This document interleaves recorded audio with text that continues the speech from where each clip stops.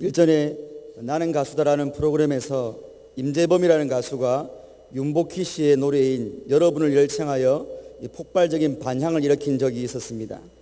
그 노래로 임재범 씨는 가수들끼리 경연하는 그 프로그램에서 1위를 차지했고, 녹화된 방송이 전파를 타자마자 온라인에서는 임재범과 그가 불렀던 여러분이라는 노래에 감동을 실어 나르는 기사들이 쏟아져 나왔습니다. 그리고 복수의 온라인 음악 차트에서는 임재범 씨가 부른 여러분이 1위를 차지했습니다. 이 노래 한 곡이 그 당시에 큰 반향을 불러일으킨 데는 임재범이라는 가수의 호소력 짙은 목소리와 진정성 있는 무대가 주 요인이었겠지만, 그가 부른 여러분이라는 노래의 노랫말도 빼놓을 수 없는 요인임에 틀림없었습니다. 임재범이라는 가수가 호소력 짙은 목소리로 내가 만약 괴로울 때면 내가 위로해 줄게, 내가 만약 서러울 때면 내가 눈물이 되리, 내가 만약 외로울 때면 내가 친구가 될게, 내가 만약 기쁠 때면 내가 웃음이 되리라고 잔잔하게 가사를 불러 내려갈 때 그 자리에 모인 청중들은 이미 마음이 녹아졌습니다. 그러다가 곡의 클라이막스에 와서는 더욱 격앙된 목소리로 나는 너의 영원한 노래야, 나는 너의 친구야, 나는 너의 기쁨이야 라고 감정을 극도로 고조시키고서는 갑자기 나지막한 나레이션으로 내가 힘들 때 누가 위로해 주지 라고 하고서는 여러분이라고 했을 때 그 경연장에 모인 모든 청중들은 너나 할 것 없이 눈물을 흘리고 있었습니다. 이기주의와 개인주의가 심화되어가는 사회에서 너나 할 것 없이 오늘의 생존을 위한 경쟁의 장에 서 있는 현대인들, 옛 시대의 정은 점차 사라져가고 상상을 초월하는 능력을 갖춘 기계들에게 설 자리를 빼앗기고 있는 현대인들에게 여러분의 노랫말은 긴 여운을 남기는 위로 그 자체였던 것입니다. 그러나 시간이 조금만 지나도 사람들은 누가 나를 위로해 주지라는 질문과 여러분이라는 그 가슴 뭉클했던 답변이 주었던 노래의 가사가 현 세상에서는 거짓말이라는 것을 깨닫게 됩니다. 이 세상은 서로가 서로를 위해 희생하고 헌신하며 위로해 주기보다는 경쟁과 반목, 이기주의로 인해 서로에게 상처를 주는 일이 더 흔하게 일어나고 있음을 그 노래의 여운이 채 가시기도 전에 우리는 현실과 직시하게 되기 때문입니다. 그럼에도 위로받고 싶어하는 현대인들의 욕구는 여전히 크기 때문에 옛날에는 가족이나 다른 대인관계를 통해 받았던 위로들을 대신하는 케어 이코노미가 이 시대에는 부상하고 있습니다. 케어 이코노미란 돈을 주고 자신이 배려받고 위로받을 수 있는 관계를 사는 것을 말합니다. 산업화 정보화 시대를 거쳐 비상적이고 파편화된 인간관계가 만연함에 따라 개인은 더욱 외로워지고 그 외로움을 위로받기 위해 돈을 지불하고 관계를 사는, 그 위로를 사는 시대가 이 시대인 것입니다. 이처럼 저와 여러분이 사는 시대는 위로마저 돈으로 사야 되는, 이전에는 상상도 하지 못할 시대입니다. 그런데 모든 사람들이 진정한 위로를 원하지만 서글프게도 돈으로 위로마저 사야 하는 이 각박한 시대에 사도 바울은 고린도 교회 성도들에게 그가 받은 위로에 대하여 간증하고 있습니다. 특별히 13장으로 구성된 고린도 후서에만 위로라는 명사가 무려 19번이나 나옵니다. 신약 성경에 위로를 의미하는 헬라어 명사형은 모두 29번 사용되었는데 고린도 후서에 무려 65%가 몰려있는 셈입니다. 그리고 고린도 후서 전체에서 모두 19회 언급된 위로가 1장에만 10회 언급되며 오늘 본문인 3절과 5절에만 위로라는 단어가 5회나 언급이 되고 있습니다. 따라서 이 시간에는 주어진 본문을 통하여 위로마저 돈을 주고 구매해야 하는 각박한 세상에서 성도가 값없이 누릴 수 있는 성경적 위로는 어떤 위로인지 함께 상고해 보도록 하겠습니다. 첫째로 성도가 받는 위로는 성부 하나님의 임재하심으로 주어지는 위로입니다. 우리 함께 본문 3절로 4절을 합독하시겠습니다. 시작.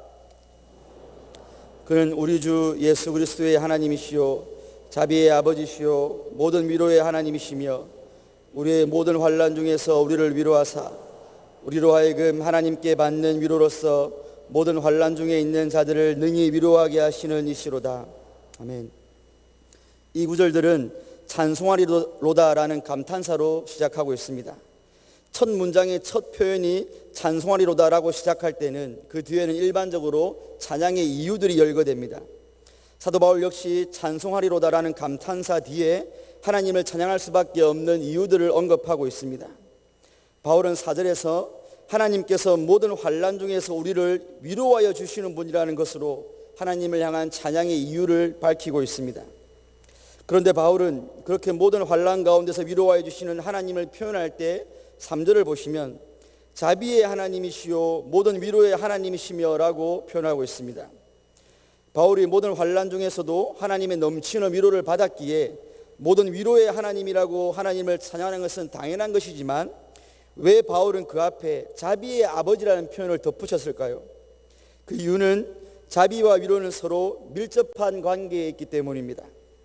자비로 번역된 헬라어는 히브리어 라하밈을 번역한 단어인데 라하밈은 본래 몸속의 내장을 지칭하는 단어입니다.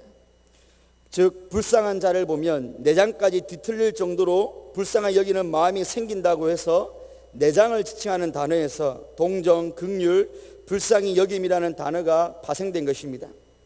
그러므로 하나님의 위로라는 것은 아무런 감정도 없고 어떤 인격적인 관계도 없는 진공 상태에서 불쑥 튀어나온 피상적이고 개념적인 그 어떤 것이 아닌 것입니다.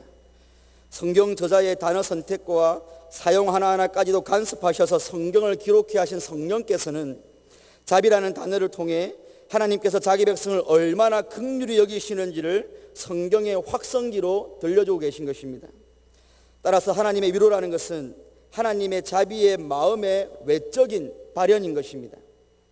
바울은 모든 위로의 하나님께서 우리의 모든 환난 중에서 우리를 위로하셨다라고 고백하며 하나님을 높이고 있습니다.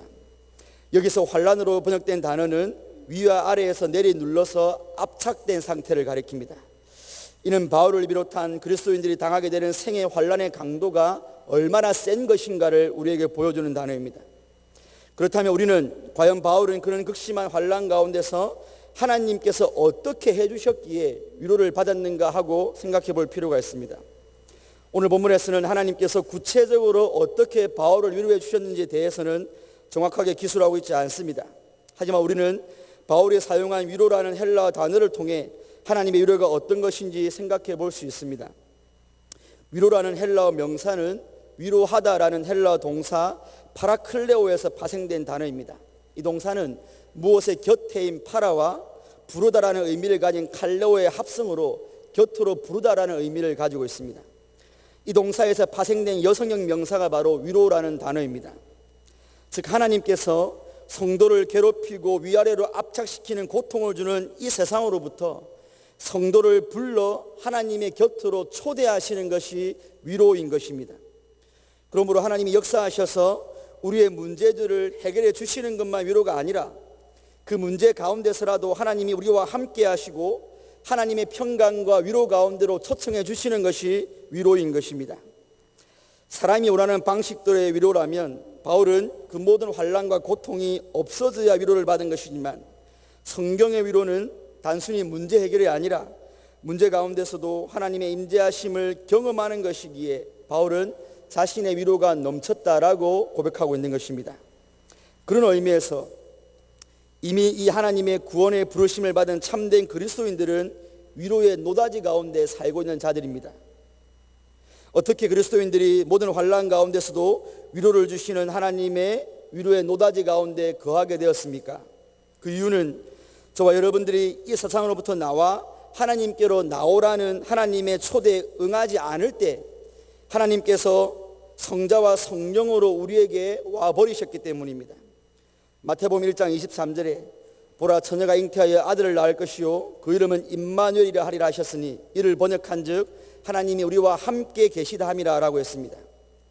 인간 그 누구도 바라지도 않았고 요구하지도 않았고 원하지도 않았는데 하나님께서는 하나님의 부르심에 응하지 않는 죄인들을 위해 이 낮고 낮은 땅에 천하디 천한 모습으로 와주신 것입니다.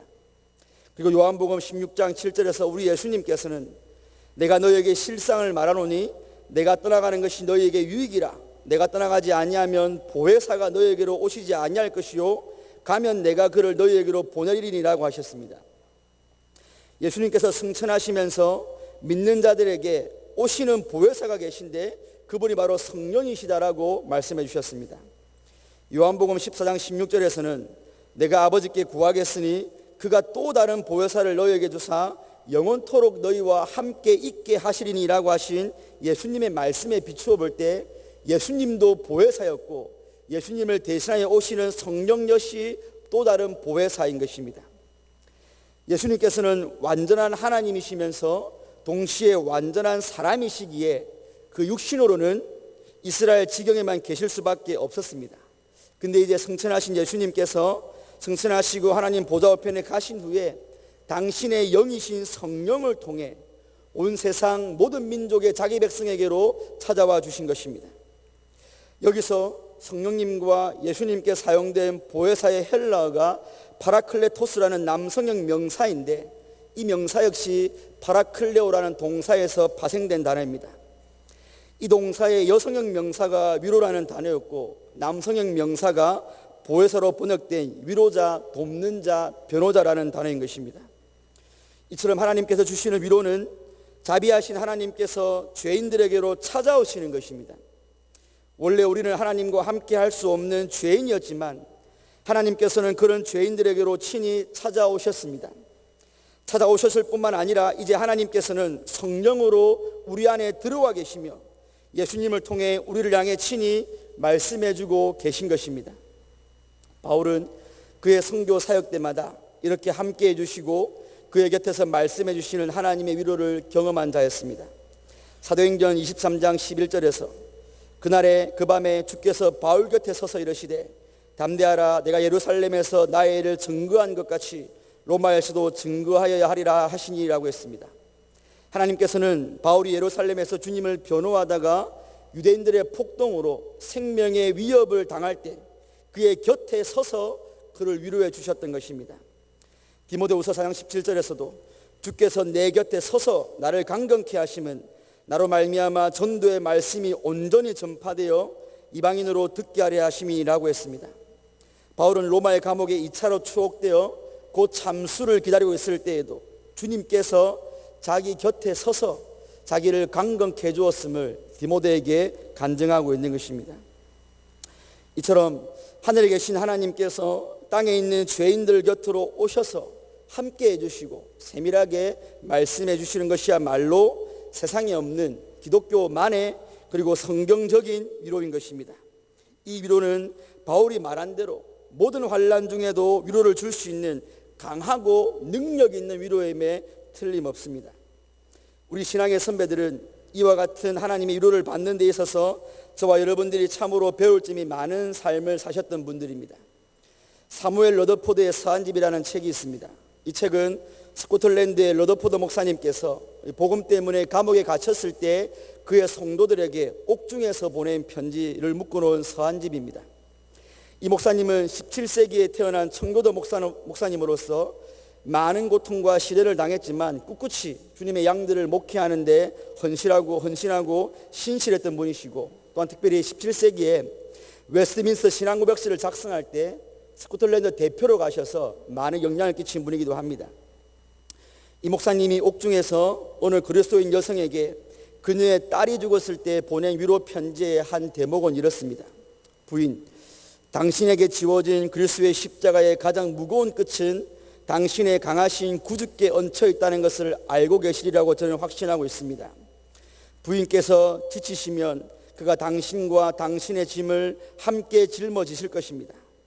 그렇게 좋은 딸을 오랫동안 빌려주셨으니 하나님께서 자기의 소유를 가지고 싶어 하실 때 당신이 슬퍼하고 불평하는 것보다 당신의 채권자인 하나님의 돌봄에 감사를 드려야 마땅한 일입니다 라고 딸을 잃은 여인에게 이런 위로의 편지를 냈던 것입니다.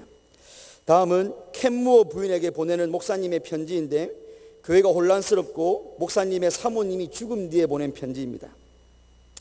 제게 있어서 모든 쓰라린 고난에는 하나님의 위로의 감비로운 체험들이 결코 부족하지 않습니다. 아니, 하나님께서 자기 자녀들에게 매를 들고 오시든 아니면 면류관을 가지고 오시든 그가 그것을 친히 가지고 오시면 좋습니다.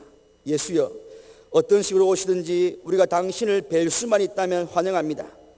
제가 확신하는 것은 그리스도께서 침대 곁에 오셔서 그 튼을 제치고 말씀하시기를 힘내라, 내가 너의 구원이다라고 말씀하신다고 생각하면 힘이 넘치고 활기차게 건강을 즐기며 하나님의 방문을 전혀 받지 못하는 것보다는 병든 것이 훨씬 낫습니다.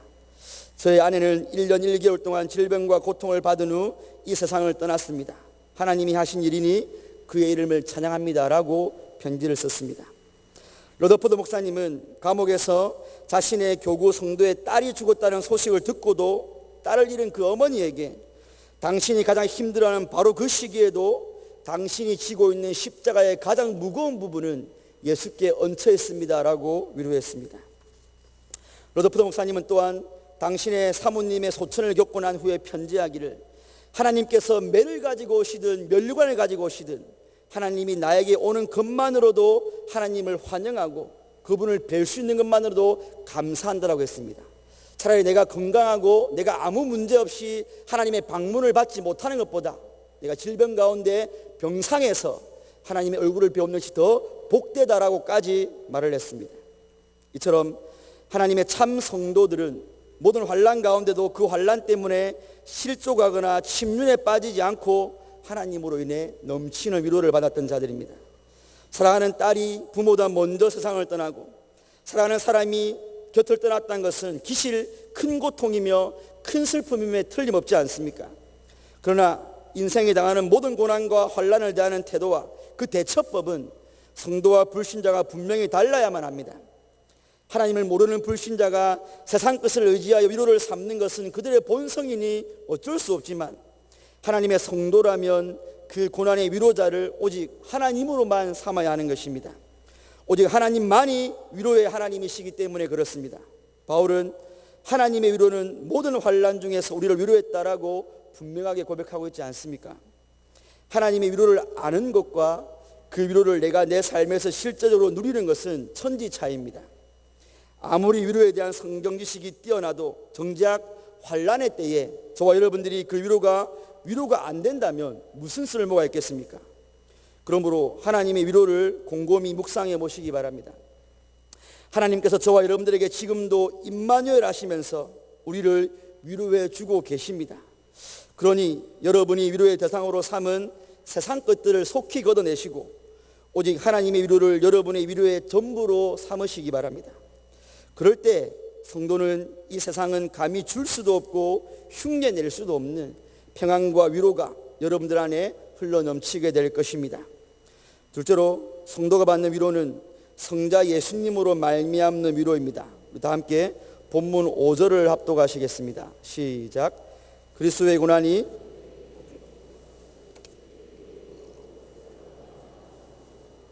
아멘.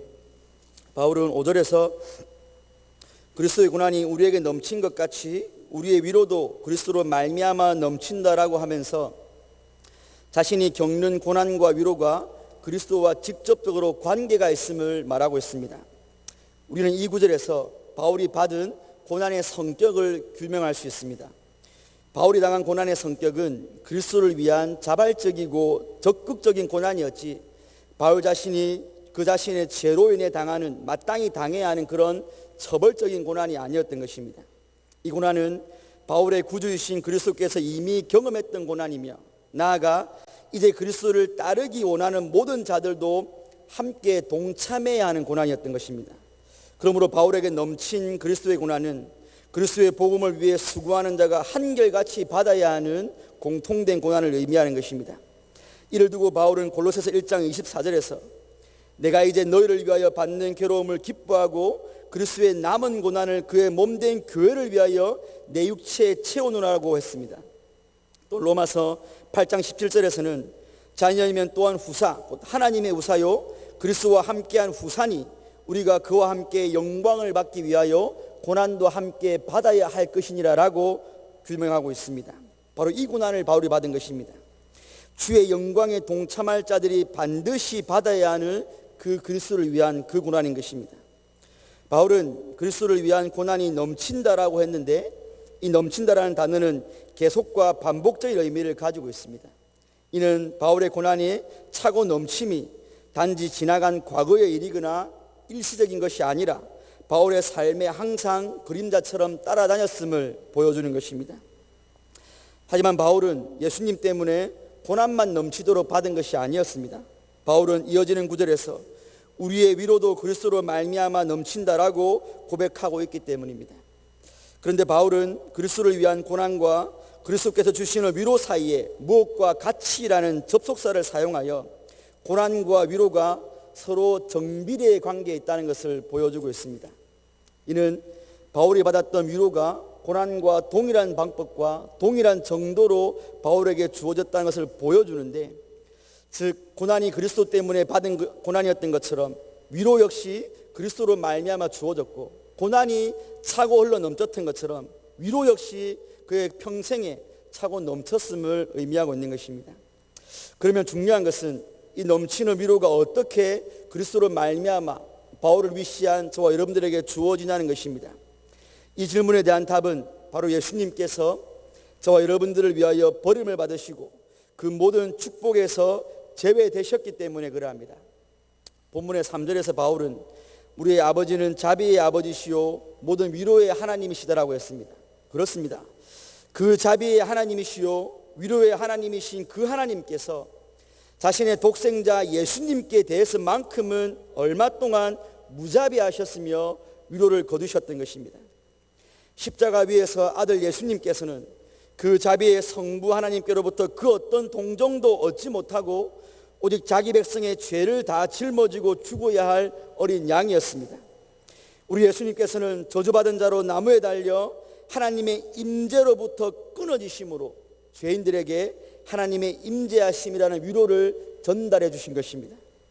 하나님께서는 십자가에 달린 아들 예수님을 사랑하는 아들로서가 아닌 거룩하고 준엄한 공의로 죄인으로 그를 다루셨습니다. 이 일을 위해 그리스도께서는 이사야의 예언대로 볼품없고 무기력한 침묵자의 모습으로 오셨습니다. 자기 백성에게 위로를 주시기 위하여 모든 고난과 핍박과 순환을 다 참으셔야 했으며 궁극적으로 영원하신 아버지로부터 거절당하시고 예수님께서 버림을 받으셨던 것입니다. 이 일이 바로 창세전부터 우리를 사랑하신 아버지와 아들의 언약 속에서 협의가 되었던 것입니다. 그러므로 사랑하는 성도 여러분, 주를 위해 살아가는 우리의 인생이 어렵고 힘이 들고 서럽고 고통이 있을 때마다 아버지께 버림받고 십자가상에서 처절하게 나의 하나님 어찌하여 나를 버리십니까? 라고 절규하셨던 그 예수님을 생각하시기 바랍니다. 우리 주님께서 그때 아버지께로부터 위로를 철회 당하시고 그 위로를 저와 여러분들에게 주시는 중보자, 즉 통로가 되어주신 것입니다. 그러므로 저와 여러분들이 누리는 이 위로는 이 세상의 화폐 가치로는 값을 매길 수 없는 바로 예수님 자리에 값어치가 있는 것이지 않겠습니까? 예수님께서 당신을 내어주시고 마련해 주신 이 주님의 위로를 우리가 더 값없이 받아 누려야 되지 않겠습니까? 다른 것 의지하지 마시고 오직 주님께로만 두 눈을 향하시고 그분만을 의지하시기 바랍니다. 만약 주님의 원인이 안 된 위로가 저와 여러분들에게 주어졌다면 그것은 다 가짜요 참 위로가 아닌 것입니다. 또한 이 위로가 예수님께로부터 말미암았다는 것은 예수님의 중보자로의 직분뿐만 아니라 대제사장직과도 관련이 있습니다. 히브리서 4장 15절 말씀에 우리에게 있는 대제사장은 우리 연약함을 채우려 하지 아니하는 자가 아니요 오직 모든 일에 우리와 한결같이 시험을 받은 자로 돼 죄는 없으시니라라고 했습니다. 여기서 채울하다의 헬라어 어원은 상호 동질적인 다른 사람과 비슷한 것을 겪는 등의 의미를 가지고 있습니다. 즉 우리의 대제사장이신 예수님께서는 하나님이시면서도 인간이 되셔서 인간의 약함을 다 겪으신 분이십니다. 이것이 우리에게 얼마나 위로가 되는지 모릅니다. 이 예수님의 체휼은 단순히 예수님의 신성에 기인한 전지한 능력에서 나온 것이 아닌 것입니다. 예수님께서 친히 사람이 되셔서 우리와 동일한 시험과 아픔과 배신과 가난과 비웃음을 친히 당해보신 것입니다. 여러분들이 그리스도를 위해서 당하는 고통, 성도로서 세상 가운데 당하는 핍박, 교회를 위한 헌신, 한 영혼을 살리기 위한 자기 인생을 우리 예수님께서도 우리와 동일한 사람으로서 이미 다 겪어보셨기에 여러분의 그 가슴앓이와 눈물을 이 세상 그 누구보다 잘 아시는 분이 바로 예수님인 것입니다. 그러므로 성도의 위로는 그리스도로 말미암아 오는 것인데, 이는 성도가 그리스도가 어떤 분이시며 그가 무슨 일을 하셨으며 또 무슨 일을 하고 계신가를 분명히 알고 더 분명히 깨닫게 될 때 더 강력한 위로를 받게 되는 것입니다. 성도는 성도의 위로가 그리스도로 말미암아 온다는 하나님께서 정하신 이 방식을 확실하게 알아야 그 예수님의 위로 속에 거하게 되는 것이기 때문에 그렇습니다. 그러므로 성도는 그리스도께서 우리들의 모든 약함과 고난과 슬픔을 다 알고 계시다는 사실을 믿고 알아야 합니다. 그리고 그리스도께서는 우리들의 고통을 당신께서도 친히 경험해 보심으로 아신다는 사실을 믿고 알아야 합니다. 주님은 죄는 없으셨지만 실제로 피곤하고 배고프고 목마르고 가난하고 배신당하고 홀로 있는 그런 고통들이 어떤 것인지를 친히 경험해 보심으로 아시는 분이십니다. 예수님께서는 당신에게 나오는 목자 없는 양같이 고생하며 유리하는 무리들을 보며 민망히 여겼다라고 성경은 표현하고 있습니다. 큰 무리를 보시며 불쌍히 여기사 그 중에 있는 병자들을 고쳐주셨다라고 성경은 기술하고 있습니다. 2명의 맹인 거지가 예수님의 자비를 구할 때 민망히 여기사 그들을 고쳐주셨습니다. 나인성의 한 과부를 만났을 때에도 불쌍히 여기사 울지 말라고 위로해 주셨습니다. 이 예수님께서 이제는 모든 믿는 자의 중보자요 대제사장으로서 저와 여러분에게 넘치는 위로를 부어주고 계신 것입니다. 그런데 참으로 안타깝게도 우리 주위에는 이 말로 다 형언할 수 없는 그리스도의 위로받기를 거절하는 사람이 참 많이 있습니다. 예수님의 위로가 아무리 크고 깊고 넓다 해도 자신이 현재 당하는 문제의 고통은 예수님의 위로를 초월하는 것이기 때문에 예수님의 위로만 가지고는 자기에게 위로가 되지 못한다고 생각하는 이상한 그리스도인들입니다. 그래서 이런 사람들은 말 그대로 예수님의 위로받기를 거절하고 있습니다. 그리고는 그 문제가 주는 슬픔과 비탄 속으로 그 자기 스스로 더 깊이 파고 들어갑니다. 그리고는 주님과는 벽을 쌓고 그들의 현실의 슬픔과 고통 속에서 불평과 원망 혹은 자포자기의 심정으로 위로받기를 거절하며 살아가는 그리스도인들입니다.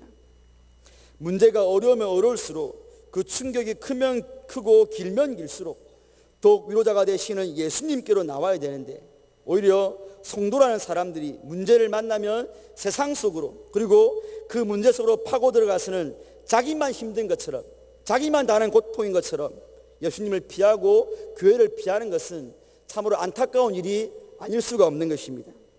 물론 인간은 진토와 같이 고난에 참 약한 자들입니다. 그래서 시편 103편 13절 14절에서도 아비가 불쌍히 여김같이 자식을 불쌍히 여김같이 아버지께서 자기를 경외하는 자를 불쌍히 여기시나니 이는 저가 우리의 체질을 아시며 우리가 진토임을 기억하시기 때문이라고 했습니다. 여기서 진토는 말 그대로 먼지요 티끌입니다. 그러나 여러분, 인간의 진토처럼 약하고 비천한 존재라는 핑계로 예수님께서 당신의 생명까지 버리시고 주신 위로를 마치 아무런 효력이 없는 것처럼 무용지물 취급하고 여전히 자신의 슬픔과 고통과 문제 속에만 있겠다고 하는 그 심보가 얼마나 큰 죄악이며 얼마나 예수님을 무시하는 처사인지 우리는 기억해야 되는 것입니다. 우리 예수님이 주시는 위로로 만족할 수 없는 인생의 골짜기와 계곡은 눈 씻고 찾아봐도 없기 때문입니다. 사도 바울은 8절에서 형제들아 우리가 아시아에서 당한 환난을 너희가 알지 못하기를 원치 아니하노니 힘에 지나도록 심한 고생을 받아 살 소망까지 끊어지고 우리 마음에 사형 선고를 받은 줄 알았으니라고 했습니다. 이처럼 사도 바울은 감히 저와 여러분이 쉽게 상상조차 하기 힘든 심한 고생으로 살 소망까지 끊어진 그 상황 가운데서도 예수님의 위로는 넘치고 또 넘쳤다라고 간증하고 있지 않습니까?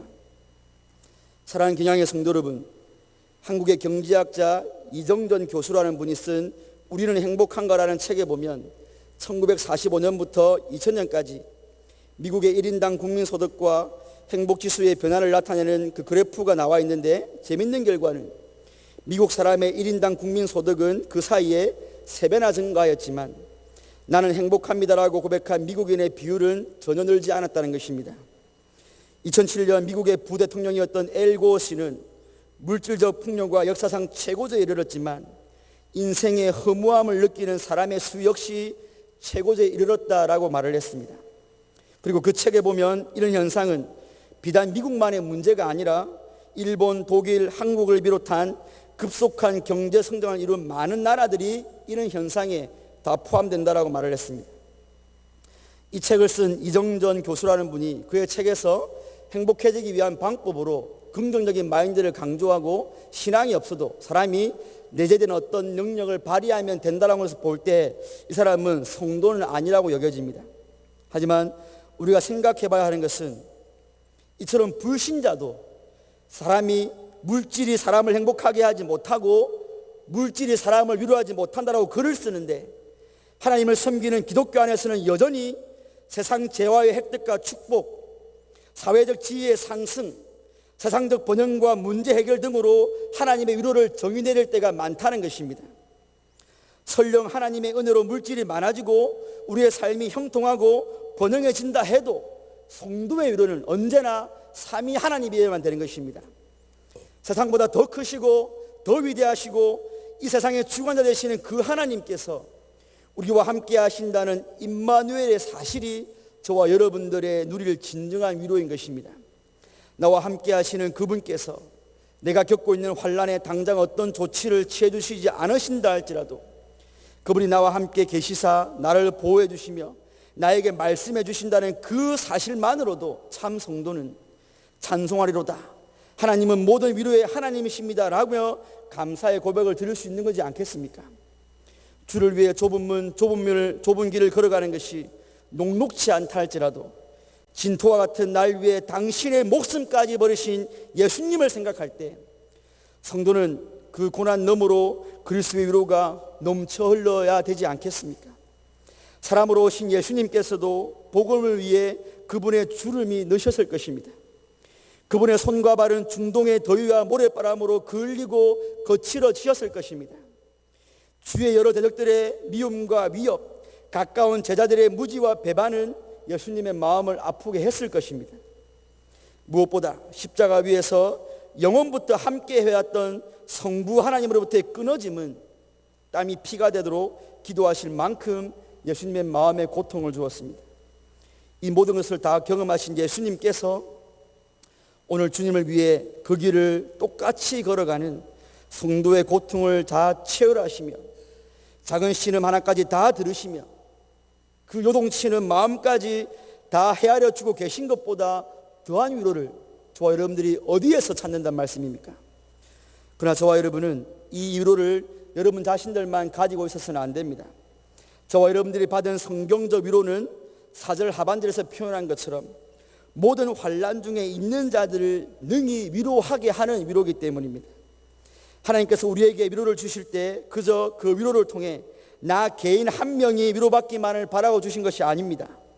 위로받은 나 한 명을 통하여서 이제는 또 다른 누군가에게 또 다른 환난을 겪고 있는 자에게 위로를 증거해 주라고 우리에게 주신 것입니다.